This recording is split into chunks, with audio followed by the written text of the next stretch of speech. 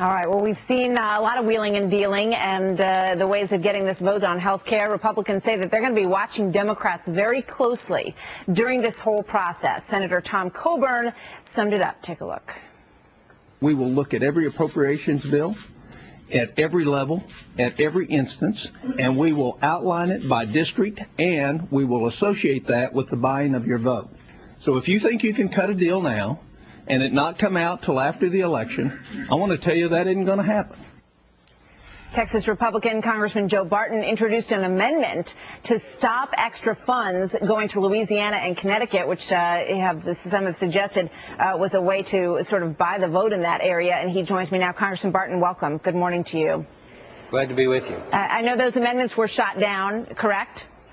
On a party line vote, all the Republicans, all four of them, voted for my amendments, and all 9 Democrats voted against them. Yeah, I mean, you talked about the Connecticut deal, the Louisiana deal. You also talked about removing a provision that would allow certain hospitals to benefit. I think that has to do with the Tennessee agreement. Is that correct? Well, there's one in Connecticut.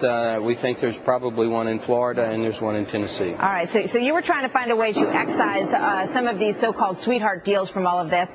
You also wanted an amendment, I thought this one was very interesting, that would prevent the bill from taking effect until Medicare and Medicaid are solvent for the next 20 years. Did you throw that one in for good measure? I don't think you expected to get that, did you?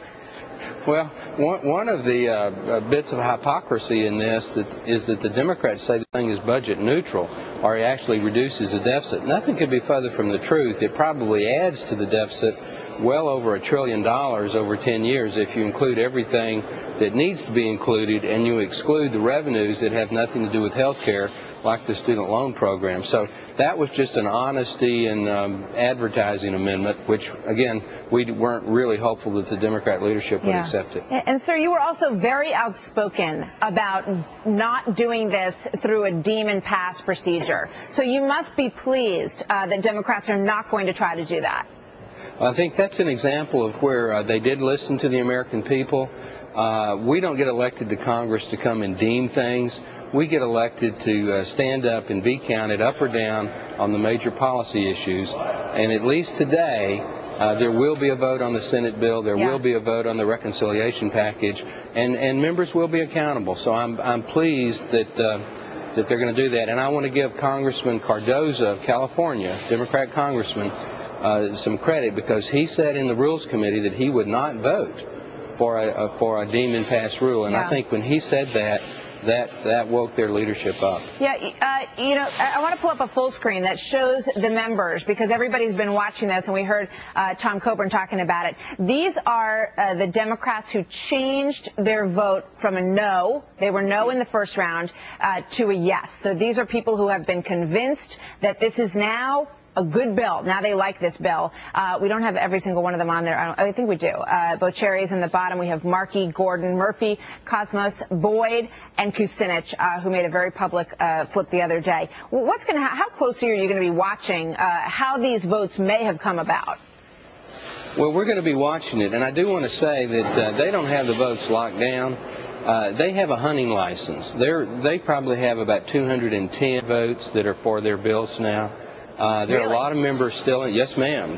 I used to be in the whip organization. I'll guarantee you they don't have the votes. They have the potential to get the votes, and they're counting on the pressure by keeping us isolated in Washington this weekend that they can get those 5 or 6 votes. Who do you think are crucial in terms of swing votes right now?